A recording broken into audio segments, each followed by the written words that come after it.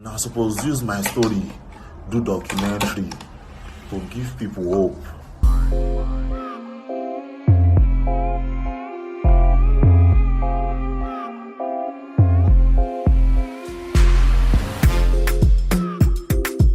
In Nigeria, fraud is not only a lifestyle revered by millions. It is not only an essential means of survival, it is one of, if not the most lucrative businesses in the country. In every industry in Nigeria, there's an avenue for fraud. When you look at the sums these guys steal, Jesus, damn. The Nigerian prince email is dead. It's not, nobody still does that. They're a key factor in the entire economy, you know? But obviously, what they're doing is wrong. This is very deep for you. What you want to talk about? I'm just telling you, this is bad. If you want to go there.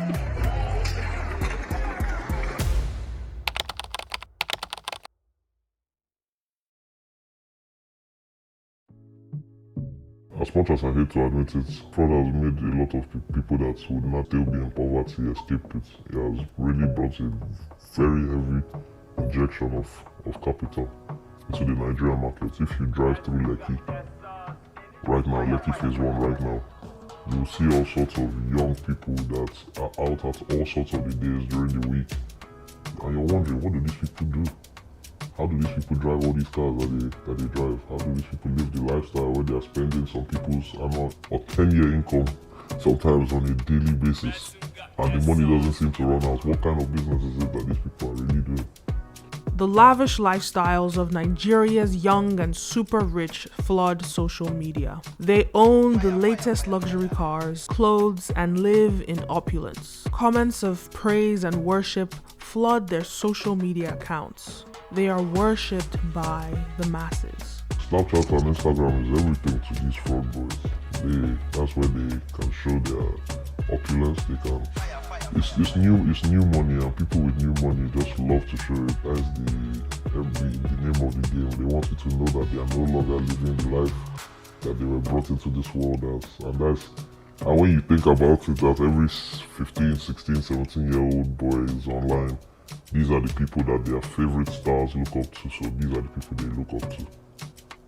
When you see that, your Wizkid, your Zlatan, your Naira Marleys are glorifying fraud boys in every single one of their songs, every single one, then there's no wonder why your average child on the street is also glorifying these fraud boys. Because as far as they're concerned, that is the only way they can escape poverty. And it's also the quickest way. Obvio.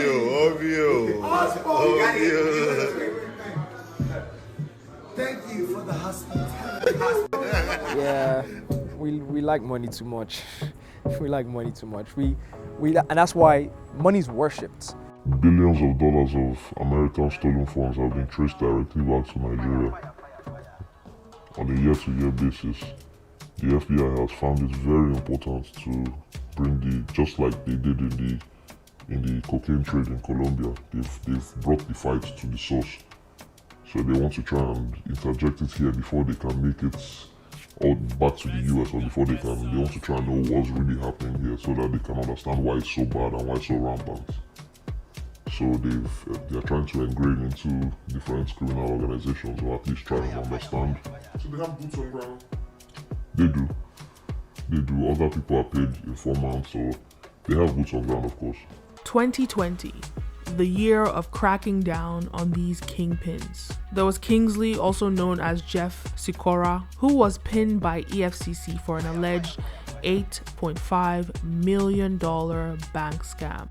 Then there were 11 Nigerians arraigned by the US government for an alleged $6 million bank scam. Then there's Babatunde Abiodun, aka Kashi, who was arrested by EFCC for cyber crimes. But arguably, the most infamous of all Nigerian kingpins is Raymond Olorunwa Abbas, also known as Hushpuppi. I can't keep myself, I can't keep myself. Allow me to flex, this life I can't keep myself.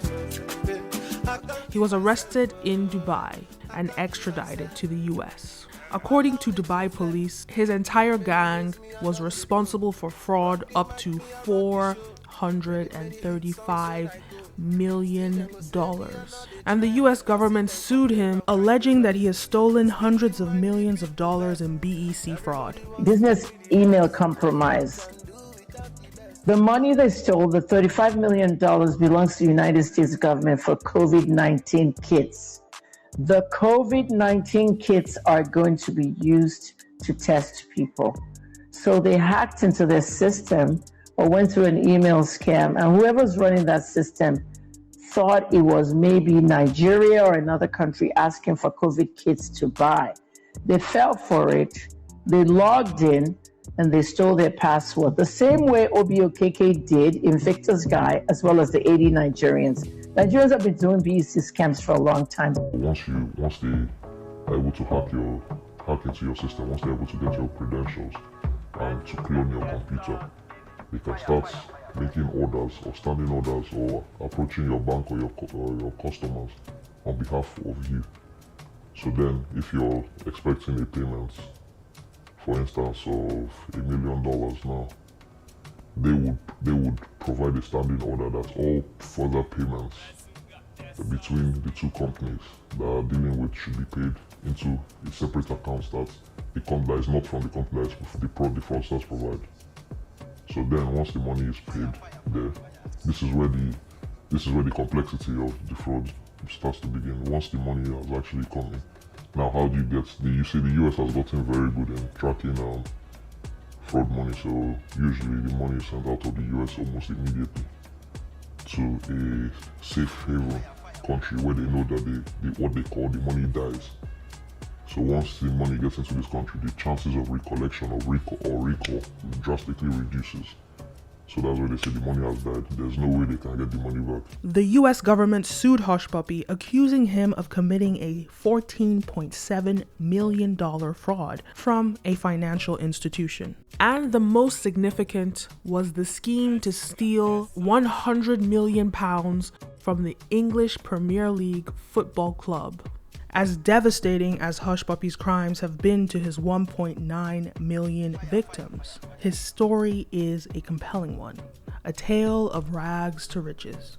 Why is it that my elder sister, the one I was immediately born after, had to die of just typhoid in Nigeria, in Gagada General Hospital?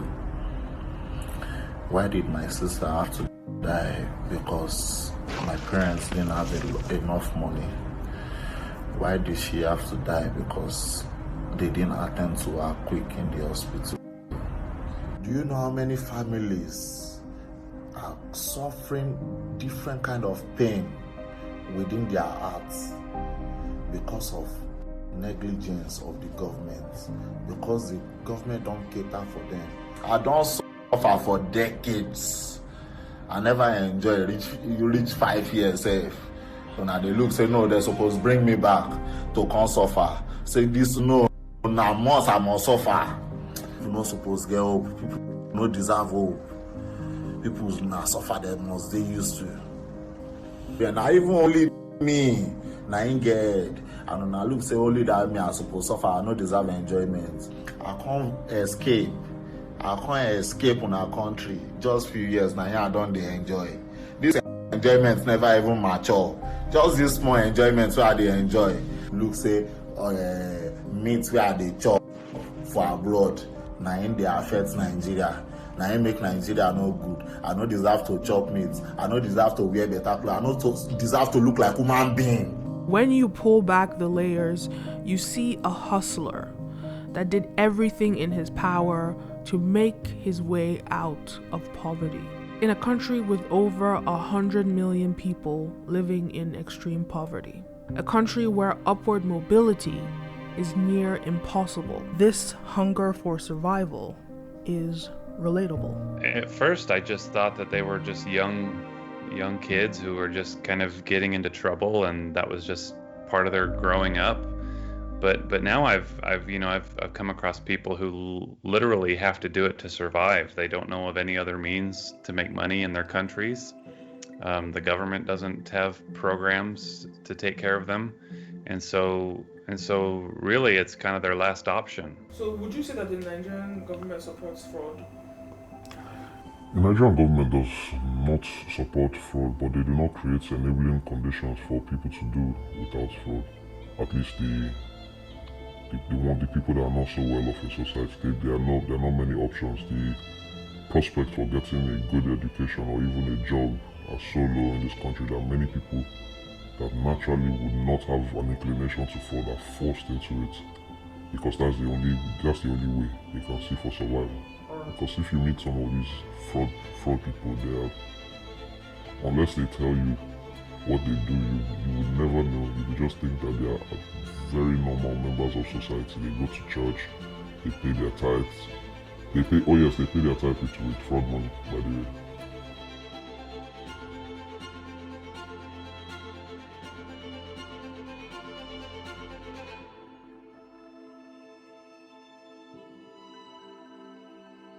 I think one of the reasons why money is worshipped so much here is the poverty, because money is what takes you away from poverty.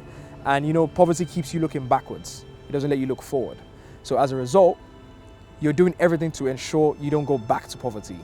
But you don't understand, or you don't realize that you've made some money.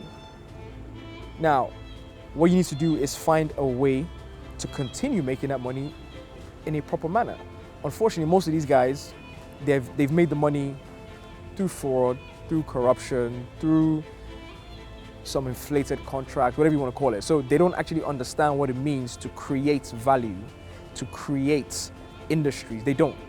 So as a result, all they can do is just keep stealing. And what people don't understand is the cost for the corrupt guy to stay in a position to be corrupt.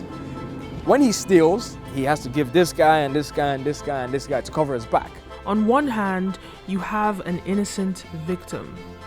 In Hushpuppi's case, almost 2 million people around the world who have lost millions of dollars.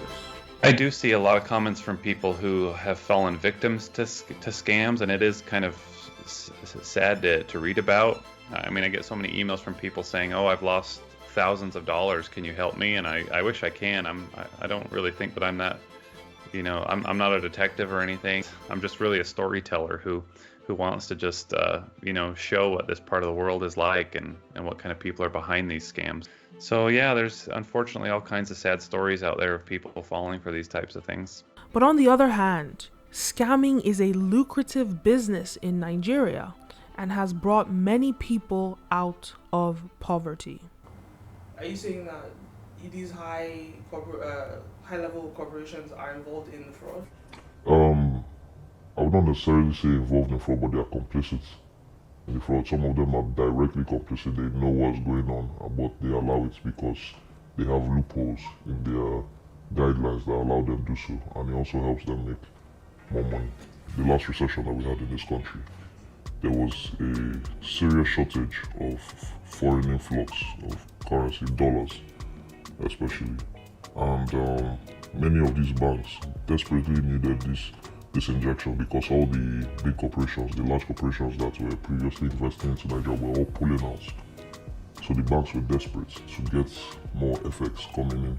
They connived with a bunch of fraudsters to help them, to essentially provide them safe havens where they could launder their money, or they helped them launder their money under direct and indirect means or accounts or fronts. It's on an individual level where a manager that has a certain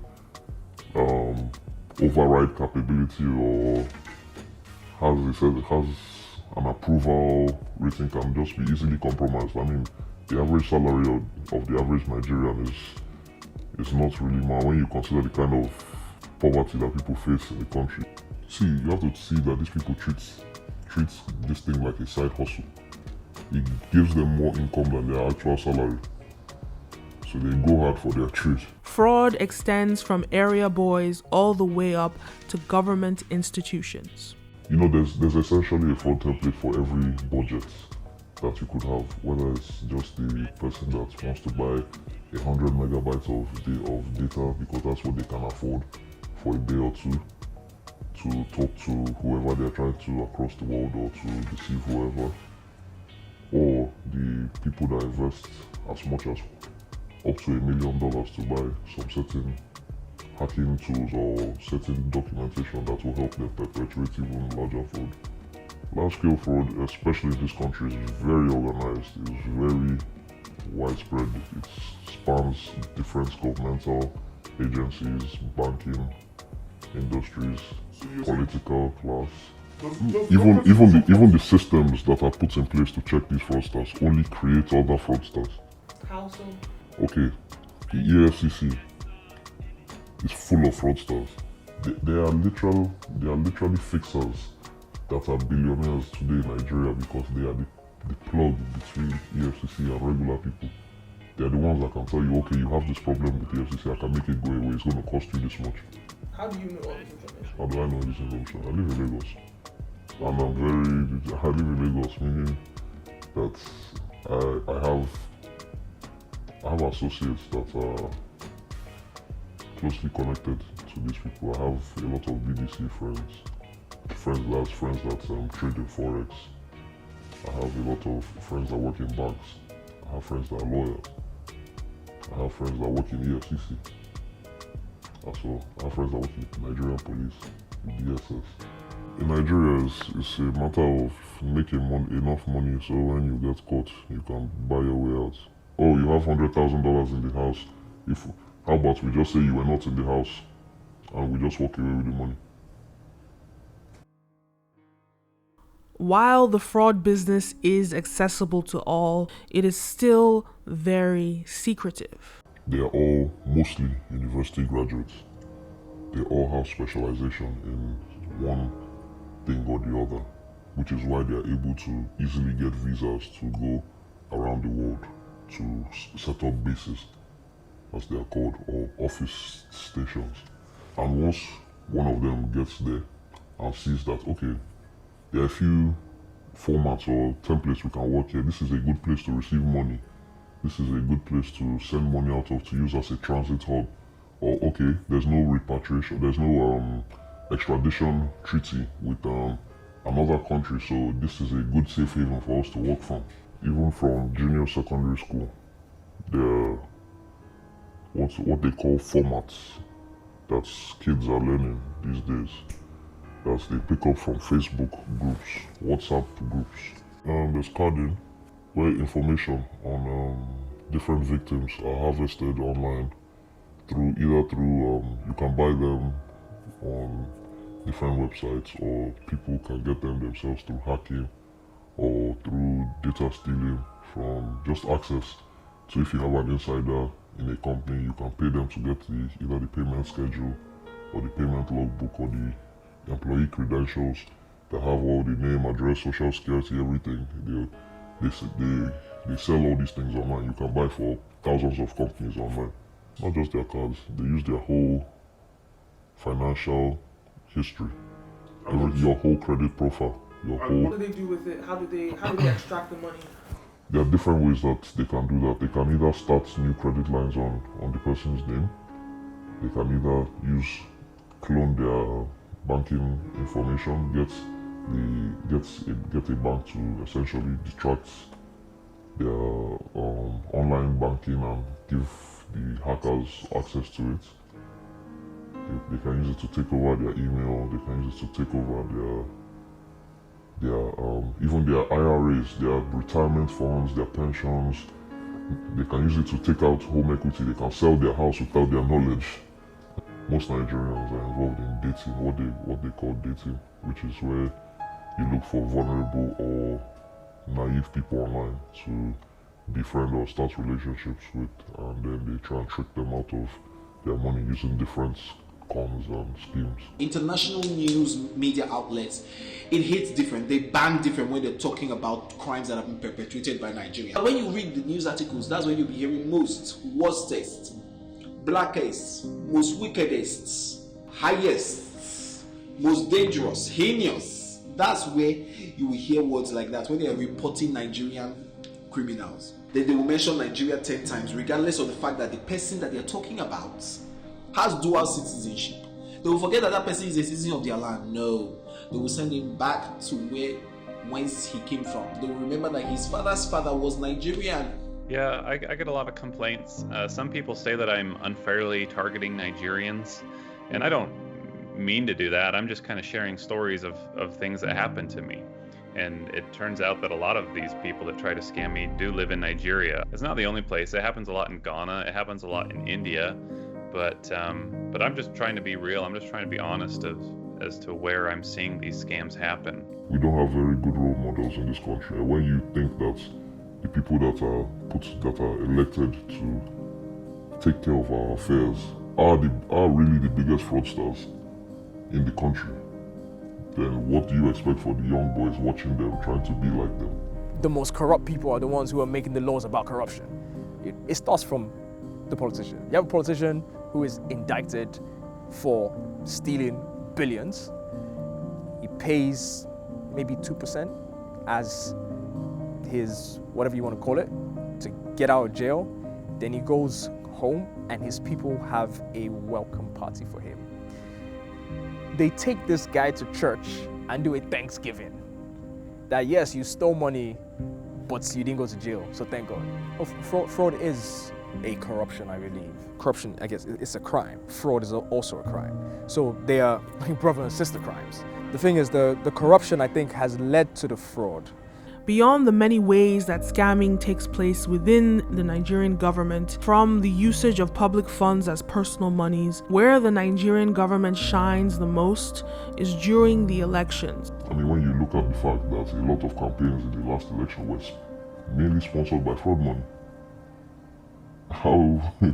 I mean, these boys are openly moving with them, taking pictures with them. They are getting appointments under some of the biggest politicians in this country because of the money that they have invested into these campaigns before the election.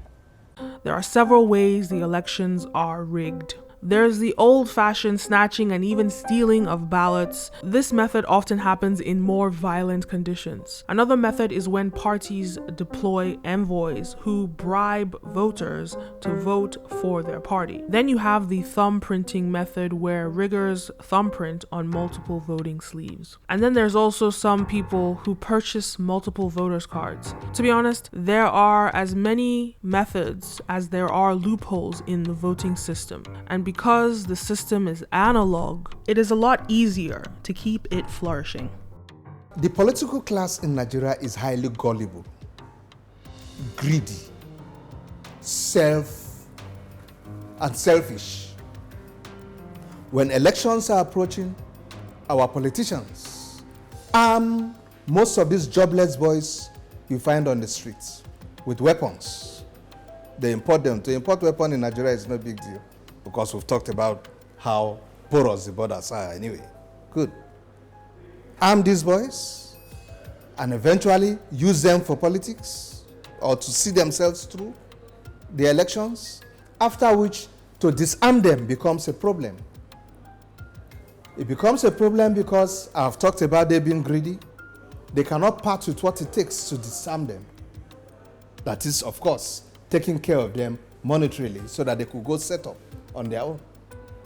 So at the end of the day, the boys go back home with the weapons. And of course, society is threatened. But politics isn't the only place for fraud. There are other, more surprising areas. Some churches are used to launder fraud money, even political money, but mainly fraud money.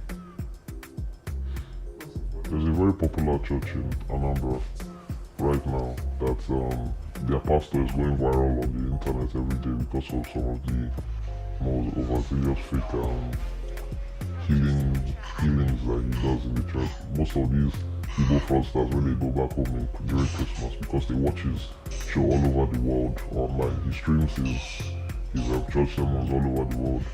So a lot of Igbo people that live in Malaysia, Indonesia, all these places, they love to watch him. He's very. So when they come back to Nigeria, they want to. It's like a tourist attraction for them. So they go there and they can arrange. They have VIP sitting in the church. So you see all these boys wearing Versace and they have 4 kilograms of gold on their neck. They are just there. They are spraying money in the church. They're having a full-on party in the church. What was the pastor preaching? Prosperity. prosperity gospel. That's it. Nigerians are addicted to it. Nigerians are addicted to the hope of prosperity. And not the hope or the avenue of service necessarily. Oh no, that's not what it's about for Nigerians. Nigerians believe that God is a way to make things happen for them in their life. Not the other way around. No. If it can happen in church, the music industry is a no-brainer. The Yahoo people sometimes, the Yahoo boys, 419, people that have money. They're the ones that are funding the Yes. So actually, the Nigerian music industry would not be what it is today if not for fraud money. Okay, why? Fraud money has literally bought the Nigerian music industry. We will still be in the age of the P-squares and the low budget videos from the 90s and early 2000s if not for the influx of fraud money that entered the... No.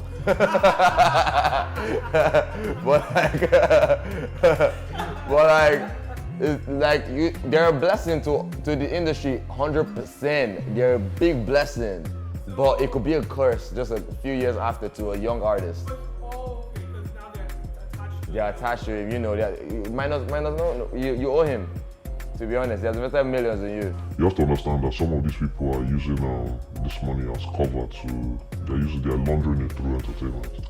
Others are using it to give them cover as legitimate businessmen that are just heavily invested in entertainment. They try and make it look like that's their cover. Yeah, you know, it's a terrible thing, right? But I don't know them, you know, so that's what I'm saying. It's a terrible thing if they're caught. They should be arrested for sure. But let's acknowledge the fact that they brought property. That's what I'm saying. Okay. Corruption, you're stealing from your people. But internet fraud, you're not stealing from your people. You're stealing from different people. You know, so it's two different scenarios. One is just way more dark. That's definitely stealing from your people is so dark. It's stealing from your family for. That's why I say black people don't like themselves. Like, what are you stealing from your people for? What you want your people to suffer for and you want to go and spend it there? Like, that's what I'm saying. So basically you're saying it's almost like an ecosystem where it's a solid ecosystem. Where they're take the money out of the country. Right. Take the money out of the country. Yeah. Bring the money Back. What can we do? You know, it's not if the government was better or if there's more corporate industries, we won't be bothered. We won't know they exist. You know, people who are scamming just need to realize that there are ways to make money. That, you know, technology and the internet has allowed us to become a more globalized world, and so, you know, there are people in Nigeria who can provide goods and services through the gig economy. They can get online and they can do graphic design, or they can do voiceover work, or they can do coding or tech.